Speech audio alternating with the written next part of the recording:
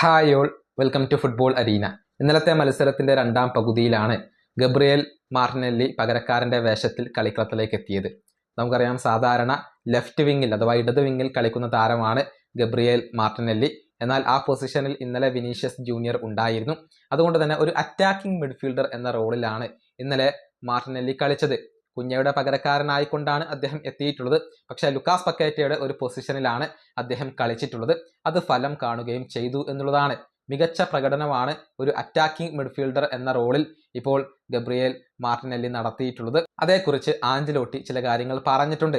എന്തുകൊണ്ടാണ് അദ്ദേഹത്തെ ആ റോളിൽ ഉപയോഗപ്പെടുത്തിയത് എന്നതിനെ കുറിച്ച് വിശദമായിക്കൊണ്ട് ബ്രസീലിന്റെ പരിശീലകൻ സംസാരിച്ചിട്ടുണ്ട്. ആ പുതിയ തന്ത്രത്തെക്കുറിച്ച് അദ്ദേഹം പറഞ്ഞത് ഇങ്ങനെയാണ്: മാർട്ടിനെല്ലിയെ കുറിച്ച് ആളുകൾ സംസാരിക്കുമ്പോൾ ആദ്യം മൈൻഡിലേക്ക് വരുന്ന കാര്യം അദ്ദേഹത്തിന്റെ വിങ്ങർ റോളാണ്. കാരണം നല്ല വേഗതയുള്ള താരമാണ്, ഡ്രിബിൾ ചെയ്യാൻ കഴിവുള്ള താരമാണ്. അതുകൊണ്ട് തന്നെ വിങ്ങർ ആയിക്കൊണ്ടാണ് അദ്ദേഹത്തെ എല്ലാവരും പരിഗണിക്കുന്നത്. പക്ഷേ ഇന്ന് ഫുട്ബോൾ ഏറെ മാറിയിട്ടുണ്ട്.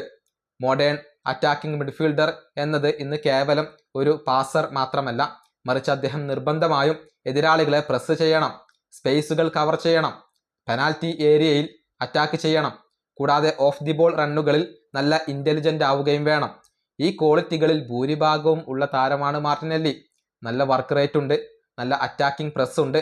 തൻ്റെ റെസ്പോൺസിബിലിറ്റികൾ നിറവേറ്റാൻ അദ്ദേഹം ഒരിക്കലും മടി കാണിക്കാറില്ല. അതുകൊണ്ട് തന്നെ അദ്ദേഹത്തിന് ചുറ്റും നല്ല ഒരു ഘടനയുണ്ടെങ്കിൽ അറ്റാക്കിംഗ് മിഡ്ഫീൽഡർ റോളിൽ തിളങ്ങാൻ അദ്ദേഹത്തിന് കഴിയും എന്ന് വിശ്വസിക്കുന്ന ഒരാളാണ് ഞാൻ. 2 പെനാൽറ്റി ഏരിയകൾക്കിടയിൽ കളിക്കാൻ ആവശ്യമായ എനർജിയുള്ള ഒരു താരമാണ് മാർട്ടിനെല്ലി.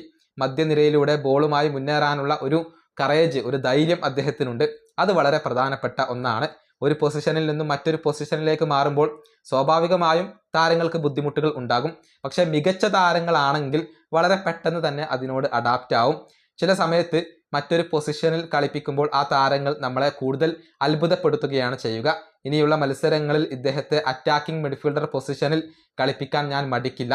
കാരണം ആ റോളിൽ തിളങ്ങാൻ ആവശ്യമായ എല്ലാ ക്വാളിറ്റിയും അദ്ദേഹത്തിനുണ്ടെന്ന് ഞാൻ വിശ്വസിക്കുന്നു.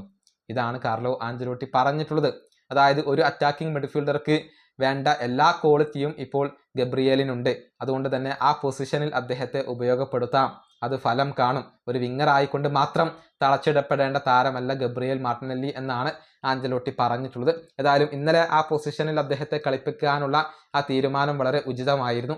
അദ്ദേഹം വന്നതോടുകൂടി ബ്രസീലിന്റെ മുന്നേറ്റങ്ങൾക്ക് കൂടുതൽ വേഗത കൈവരികയും ചെയ്തു. ഈ വീഡിയോയുടെ അവസാനിപ്പിക്കുന്നു. അടുത്തൊരു വീഡിയോ കാണാം.